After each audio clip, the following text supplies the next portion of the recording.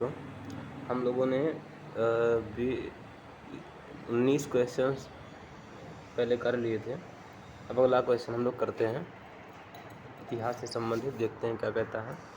भारतीय राष्ट्रीय कांग्रेस और मुस्लिम लीग के बीच हुए एकता समझौते अर्थात लखनऊ समझौते के संदर्भ में निम्नलिखित कथनों पर विचार कीजिए। देखिए, लखनऊ पैक्ट की बात कर रहे हैं। जो लखनऊ पैक्ट है ना, इसके बारे में यदि बात की जाए तो लखनऊ पैक्ट जो हुआ था उसमें अहम भूमिका दो लोगों की थी, ठीक है। एक तो तिलक की प्लस जिन्ना की, ठीक है। तिलक और जिन्ना, इन दो लोगों ने मिल करके क्या किया था, इस पूना पैक्ट समझौते के लिए प्रयास किया था, ठीक है। दोनों लोगों ने मिल करके, इन लोगों का मानना था कि केवल हिंदू और मुस्लिम एकता के माध्यम से ही भारत में स्वशासन को प्राप्त किया जा सकता है, ठीक है। इस भावना के साथ इन लोगों ने क्या किया था, पूना पैक्ट में सहयोग किया था, ठीक है। ये जो पूना पैक्ट है, पूना पैक्ट नहीं, लखनऊ पैक्ट है। इस लखनऊ पैक्ट में क्या हुआ, जो गरम दल और नरम दल थे, ठीक है, वो दोनों एकीकृत हो गए थे। एकीकृत मतलब दोनों मर्ज हो गए थे, एक हो गए थे। जैसे कि 1907 में ये लोग सूरत के अधिवेशन में अलग हो गए थे, फिर आकर के इन्होंने क्या किया, लखनऊ में सभी लोग साथ में हो गए, ठीक है। और इसमें पहली बात तो आपको बता दिया हूँ कि गरम दल और नरम दल एकत्रित हो गए थे।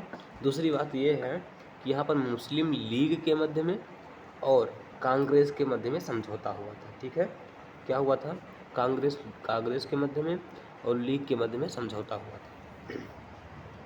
और समझौते में इन लोगों ने क्या किया, जो सरकार थी उस समय, सरकार के समक्ष संयुक्त राजनीतिक मांग का इन लोगों ने प्रस्ताव रखा। किसका मांग रखा, संयुक्त राजनीतिक मांग, ठीक है। यदि आपको इम्पोर्टेंट लगे तो इसको नोट करते चलिए, और यदि कोई भी शंका समाधान रहे तो आप पूछ सकते हैं, ठीक है।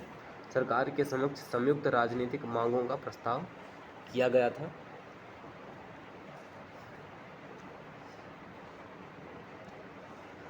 और इसके बाद जो है, कांग्रेस तथा जो मुस्लिम लीग थी, ठीक है, उन दोनों ने क्या किया, उनके जो अधिवेशन होते थे उन अधिवेशनों में ये समान प्रस्ताव पारित करते थे, ठीक है।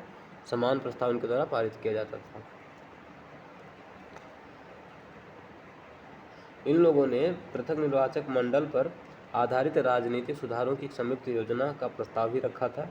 और इसने क्या किया, जो पूना लखनऊ समझौता हुआ था उसमें पृथक निर्वाचन को भी स्वीकार किया गया था, ठीक है। मुस्लिमों को 1909 में जो पार्लियामेंट सुधार आया था उसके तहत इनको क्या किया गया था, पृथक निर्वाचन का अधिकार दिया गया था, ठीक है। उसको भी यहाँ पर स्वीकार कर लिया गया, ठीक है। और जो पूना लखनऊ पैक्ट था, इसमें स्वराज की शीघ्र प्राप्ति की मांग रखी गई थी, ठीक है। स्वराज की शीघ्र प्राप्ति की मांग रखी थी, अर्थात हमें स्वराज्य शीघ्र चाहिए, इस प्रकार की मांग इसमें रखी गई थी, ठीक है। चलिए देखते हैं क्वेश्चन क्या कह रहा है।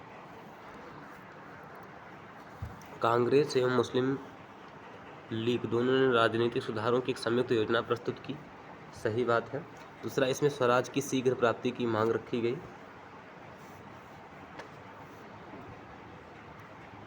दोनों संगठनों ने पृथक निर्वाचन मंडल के प्रस्ताव को अस्वीकार कर दिया, ये गलत बात हो जाती है, ठीक है। यहाँ पर पृथक निर्वाचन मंडल को स्वीकार कर लिया गया था, इसलिए तीसरा वाला गलत हो जाता है। तो यहाँ पर हमारा सी ऑप्शन नहीं पूछ रहा है, उपयुक्त कथनों में से कौन से सही नहीं है, तो सी ऑप्शन हमारा सही नहीं है, ठीक है। तीसरा सही नहीं है। 18वीं शताब्दी के दौरान मुगल साम्राज्य के पतन के पश्चात निम्नलिखित में से कौन से राज्य उत्तराधिकारी राज्यों के रूप में उभरे थे, ठीक है। देखिए, उत्तराधिकारी राज्य,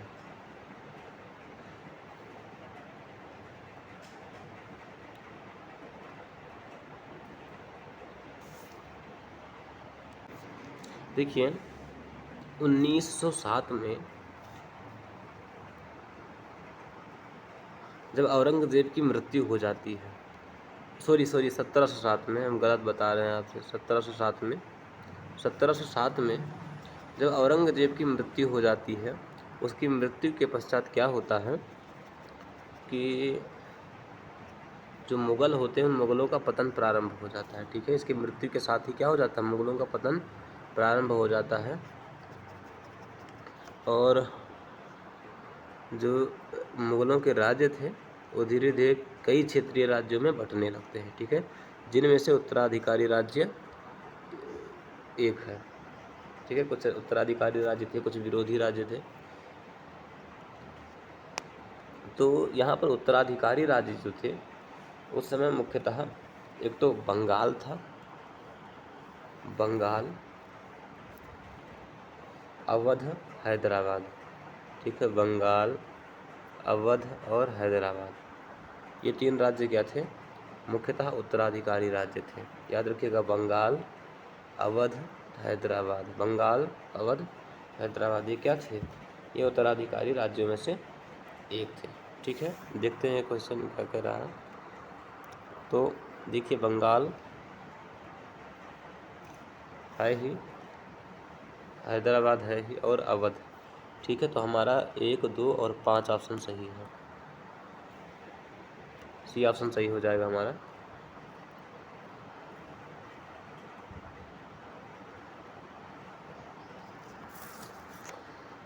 वायसराय लॉर्ड लिनलिथगो के कार्यकाल के दौरान निम्नलिखित में से कौन सी घटनाएं घटी थी।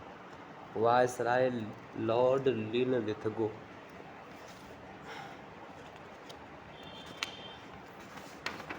जो वायसराय लॉर्ड लिनलिथगो थे ना, इनके कार्यकाल की यदि बात की जाए तो इनका कार्यकाल जो था वह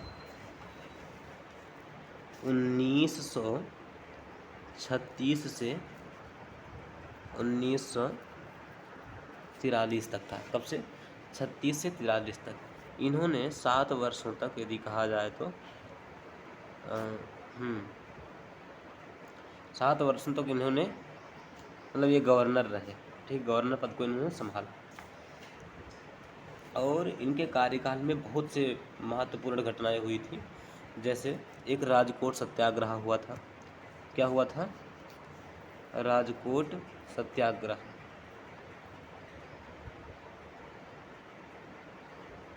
राजकोट सत्याग्रह हुआ था। ठीक है, राजकोट सत्याग्रह क्या है? तो राजकोट सत्याग्रह जो है वह 1938 में और 1938 से 39 के मध्य में एक विद्रोह था। ठीक है,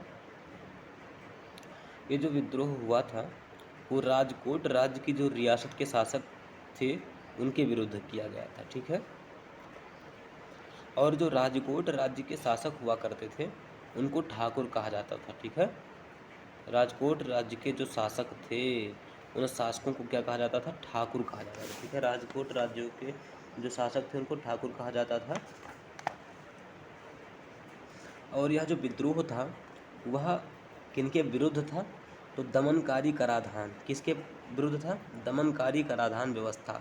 ठीक है, और नागरिक स्वतंत्रता पर नियंत्रण के विरुद्ध था। किसके विरुद्ध था? नागरिक स्वतंत्रता के पर नियंत्रण के विरुद्ध था। मतलब इन लोगों ने क्या कर दिया था, जो नागरिक की स्वतंत्रता थी उन पर प्रतिबंध लगा दिया था। ठीक है, और जैसे कि आप स्वतंत्र रूप से बोल नहीं सकते हैं, एकत्र नहीं हो सकते हैं। ठीक है, मतलब एक बैठक की स्वतंत्रता नहीं थी। शिक्षा और अन्य कल्याणकारी जो सेवाएं थी उन तक पहुंच में कमी आने लगी थी, इसलिए जनता तो भड़केगी ही, इसलिए जनता ने क्या कर दिया? विद्रोह कर दिया। ठीक है, तो इम्पोर्टेंट बात यहाँ पर यह है कि यहाँ के जो शासक थे उनको ठाकुर कहा जाता था। यूपीएससी इसी प्रकार की पंक्तियों को ढूंढती रहती है और जब उसको ऐसा मिल जाता तो वही पूछ लेती है। ठीक है, तो इस ठाकुर को याद रखिएगा। राजकोट के जो शासक थे उनको ठाकुर कहा जाता था। ये मोस्ट इम्पोर्टेंट है। ठीक है, चलिए दूसरा, ये तो इनके कार्यकाल में एक कार्य हुआ था राजकोट सत्याग्रह। ठीक है, दूसरा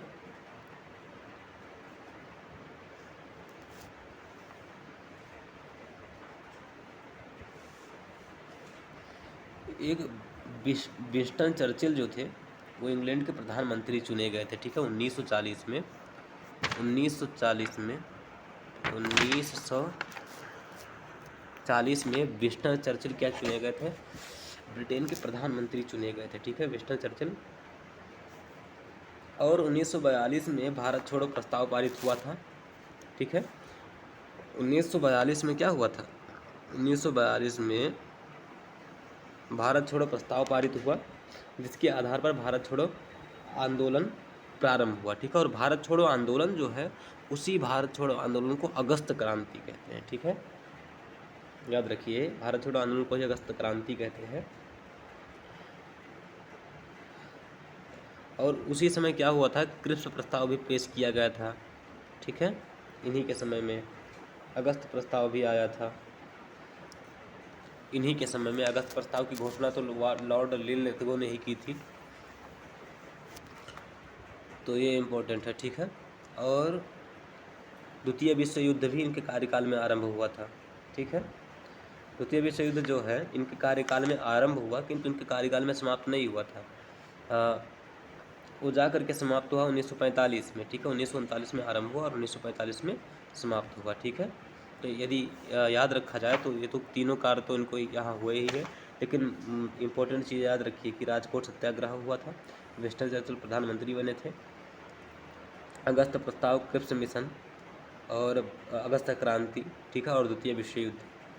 और अरुणा आसफ अली ने ग्वाली टैंक मैदान में क्या किया था, 9 अगस्त की रात्रि में तिरंगा फहराया था, ठीक है, जिसके बाद जो कांग्रेस के नेता थे उनको गिरफ्तार कर लिया गया था, ठीक है।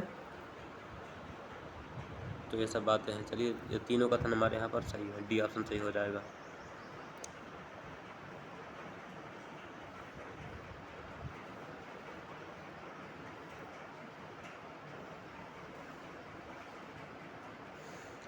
निम्नलिखित में से कौन से राजनीतिक समूहों ने भारत छोड़ो आंदोलन में भाग नहीं लिया था, ठीक है। भारत छोड़ो, देखिए इसमें हिंदू महासभा ने भी भाग नहीं लिया था, मुस्लिम लीग ने भी भाग नहीं लिया था, भारतीय कम्युनिस्ट पार्टी ने भी भाग नहीं लिया था, ठीक है। किसने किसने भाग नहीं लिया था, न तो मुस्लिम लीग ने भाग लिया और ना ही सॉरी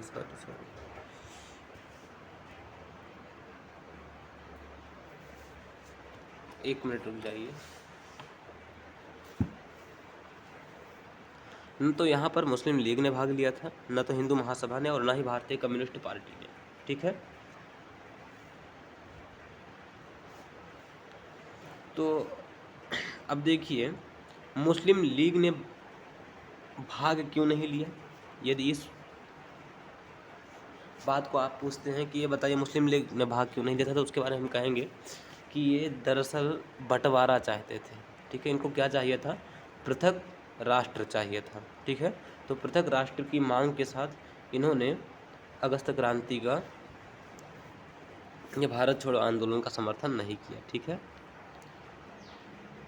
और दूसरा, हिंदू महासभा ने भाग नहीं क्यों नहीं लिया, तो देखिए क्या हुआ था उस समय, जो भारत छोड़ो आंदोलन हुआ था उसके बाद जो रेलवे स्टेशन थे, दूरभाष कार्यालय थे, सरकारी भवन थे, ठीक है, और औपनिवेशिक शासन के उपनिवेश राज्य संस्थान, ये बहुत सी चीज़ें थी, ठीक है।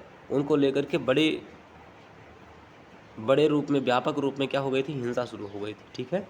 तो हिंदू महासभा ने तर्क दिया कि भैया हम यहाँ पर आंतरिक अव्यवस्था उत्पन्न हो जाएगी, और आंतरिक अव्यवस्था जब उत्पन्न होगी तो जनता के लिए सही नहीं होगा, ऐसा तर्क देते हुए इन्होंने इसमें भाग नहीं लिया था, ठीक है। और भारतीय कम्युनिस्ट पार्टी जो है वह सोवियत संघ से जुड़े होने के कारण अंग्रेजों का समर्थन कर रहे थे, ठीक है भाई। ये सोवियत संघ से जुड़े थे, सोवियत संघ जो रूस है वर्तमान में, वो कभी सोवियत संघ हुआ करता था, तो उससे जुड़े थे, इसलिए इन लोगों ने क्या किया, इसमें भाग नहीं लिया। समझ में आ गया। तो तीनों यहाँ पर नहीं थे, याद रखिए। मुस्लिम लीग ने क्यों नहीं लिया, ये बंटवारा चाहते थे, ठीक है। हिंदू महासभा ने क्यों नहीं लिया, आंतरिक अव्यवस्था उत्पन्न हो जाएगी इसलिए। और भारतीय कम्युनिस्ट पार्टी एक सोवियत संघ से जुड़े हुए थे, ठीक है, इसलिए अंग्रेजों का समर्थन कर रहे थे। तीनों कथन हमारे यहाँ पर सही नहीं है, डी ऑप्शन सही हो जाएगा। फिर 1833 के चार्टर अधिनियम के संदर्भ में निम्नलिखित कथनों पर विचार कीजिए। 1833 का चार्टर अधिनियम,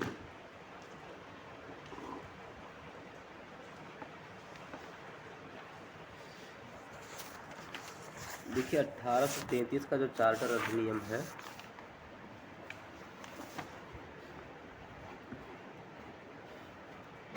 इसके तहत जो ब्रिटिश ईस्ट इंडिया कंपनी थी, उस कंपनी को वाणिज्यिक रूप में उसका जो दर्जा था उसको नष्ट कर दिया गया, ठीक है, अर्थात वाणिज्यिक कंपनी के रूप में उसका दर्जा समाप्त कर दिया गया, ठीक है। और इसके बाद वो क्या हो गई, ब्रिटिश क्राउन की प्रतिनिधि हो गई, ठीक है, क्या हो गई, इसके पश्चात वह ब्रिटिश क्राउन की एक संस्था हो गई, ठीक है।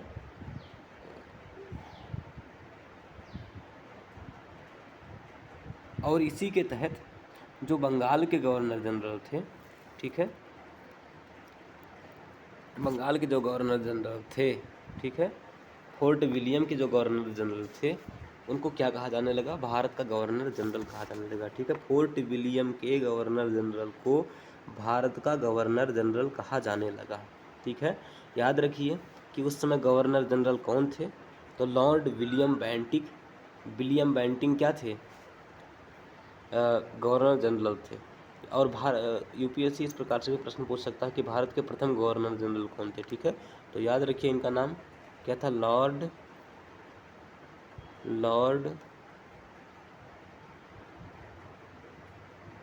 विलियम बेंटिंग, ठीक है, बेंटिक भारत का प्रथम गवर्नर जनरल बना, ठीक है।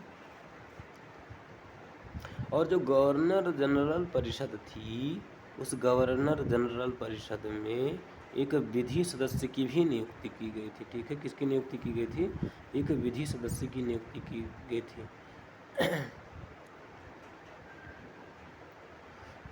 जिसमें जो मैकाले थे वो गवर्नर जनरल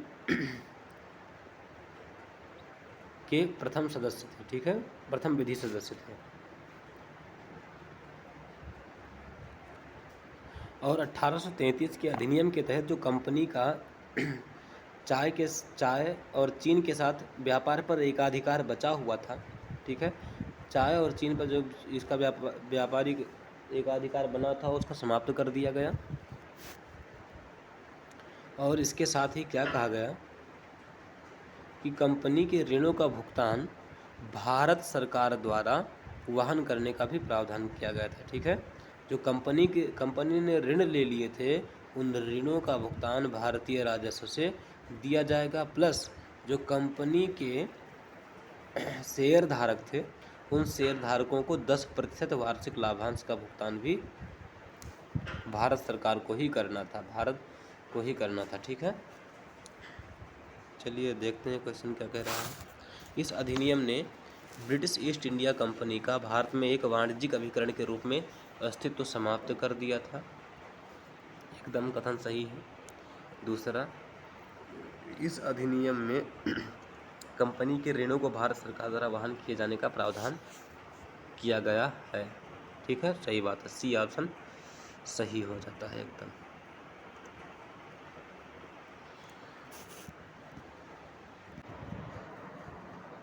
निजाम उल मुल्क आसफ जाह के संदर्भ में इनके कथनों पर विचार कीजिए। निजाम उल मुल्क आसफ जाह अवध राज्य का संस्थापक था, ठीक है। निजाम उल मुल्क जो था वह उसने हैदराबाद राज्य की स्थापना की थी, ठीक है। निजाम उल मुल्क ने किसकी स्थापना की थी, हैदराबाद राज्य की उन्होंने स्थापना की थी। तो ये वाला गलत हो जाता है पहला, ठीक है। वह मुगल सम्राट जहांदार शाह का समकालीन था, ठीक है। वह मुगल सम्राट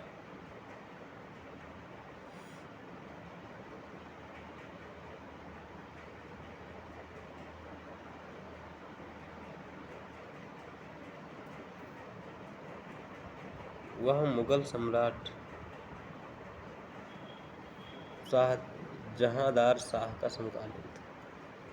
ठीक है, तो वह इसका भी समकालीन नहीं था, इसलिए दूसरा भी गलत हो जाता है। उसने हिंदुओं के प्रति सहिष्णुता की नीति का अनुसरण किया था, सही बात है। तीसरा वाला प्रथम सही, ये ऑप्शन सही हो जाएगा। व्यक्तिगत सत्याग्रह के संदर्भ में निम्नलिखित कथनों पर विचार कीजिए। ठीक है, व्यक्तिगत सत्याग्रह, जो व्यक्तिगत सत्याग्रह है उसकी शुरुआत गांधी जी ने की थी। ठीक है, अक्टूबर 1940 में गांधी जी के द्वारा इसकी शुरुआत की गई थी। और इसे ये जैसा कि इसका नाम है व्यक्तिगत सत्याग्रह, तो इसको व्यक्तिगत रखा गया था। ठीक है, ताकि मतलब भारत में बड़े पैमाने पर उथल पुथल से ब्रिटेन का जो युद्ध प्रयास है ना उसको वो बाधित ना हो, अर्थात ब्रिटेन जो युद्ध लड़ रहा था उसका युद्ध प्रयास बाधित नहीं होना चाहिए, इसलिए इसको व्यक्तिगत रखा गया था। ठीक है, और इसका जो उद्देश्य था वह भारत के अधिकांश लोगों की रुचि युद्ध में नहीं है, यही दर्शाना था। अर्थात भारतीय जो हैं वो ब्रिटेन के साथ युद्ध में शामिल नहीं होना चाहते हैं, बस यही दर्शाना इसका उद्देश्य था। ठीक है, भारत के जो विनोबा भावे जी थे वो प्रथम सत्याग्रही थे, द्वितीय सत्याग्रही थे जवाहरलाल नेहरू, और तीसरे सत्याग्रह थे ब्रह्मदत्त। ठीक है, ब्रह्मदत्त क्या थे? तीसरे सत्याग्रही थे। ठीक है, बात समझ में आ गई होगी। चलिए देखते हैं। गांधी जी व्यक्तिगत सत्याग्रह करने वाले पहले व्यक्ति थे। ठीक है, तो गांधी जी ने इसको शुरुआत किया था, किंतु ये प्रथम सत्याग्रही नहीं थे। प्रथम सत्याग्रही कौन थे? प्रथम सत्याग्रही थे आचार्य विनोबा भावे जी। ठीक है, पहला गलत हो जाता। दूसरा, व्यक्तिगत सत्याग्रह का उद्देश्य ब्रिटेन के युद्ध प्रयासों को बाधित करना था। ठीक है, व्यक्तिगत सत्याग्रह का उद्देश्य ब्रिटेन के युद्ध प्रयासों को बाधित करना नहीं था, अपितु भारतीय लोग ब्रिटेन के साथ युद्ध में शामिल नहीं है, इसी को क्या करना था? इसी को दर्शाना था। तो डी ऑप्शन हमारा सही हो जाएगा, यहाँ दोनों गलत है।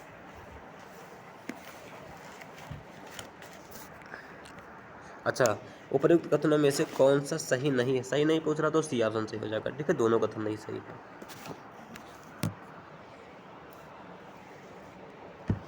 निम्नलिखित कथनों पर विचार कीजिए। 3 जून 1947 को लॉर्ड माउंटबेटन ने घोषणा की कि जून 1948 तक अंग्रेज भारत छोड़ देंगे। ठीक है, कांग्रेस के राष्ट्रवादी नेताओं ने द्विराष्ट्र सिद्धांत के रूप में भारत के विभाजन को स्वीकार कर किया था। ठीक है, चलिए हम इसके बारे में पहले देखते हैं कुछ थोड़ा सा, फिर उत्तर देंगे। उत्तर आप लोग ही देंगे।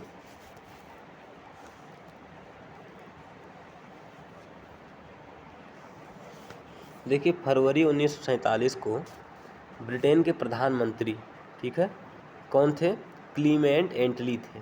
ठीक है, याद रखिए, जो विंस्टन चर्चिल थे वो 1940 में बने थे प्रधानमंत्री, तो 5 साल कार्यकाल होता है। ठीक है, तो 45 में हार गए और बाद में कौन बने? तो क्लीमेंट एटली जो थे वो प्रधानमंत्री बने और 1947 में उन्होंने क्या की थी? घोषणा की थी। ठीक है, उस घोषणा के तहत उन्होंने क्या कहा कि ब्रिटिश सरकार जो है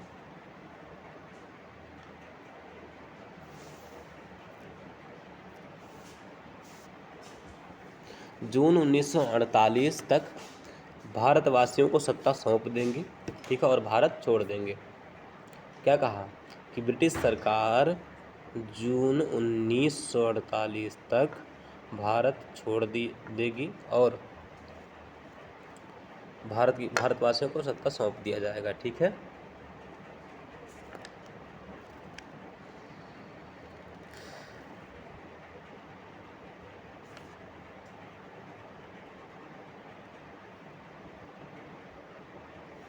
आगे चल करके जो अप्रैल से जून की अवधि थी जब इन्होंने घोषणा की, ठीक है, उसके बाद जो अप्रैल से जून की अवधि थी उसके दौरान लॉर्ड माउंटबेटन और कांग्रेस और मुस्लिम लीग के नेताओं ने क्या किया? समझौता किया, ठीक है, और बाद में देश का विभाजन का निर्णय ले लिया गया, ठीक है।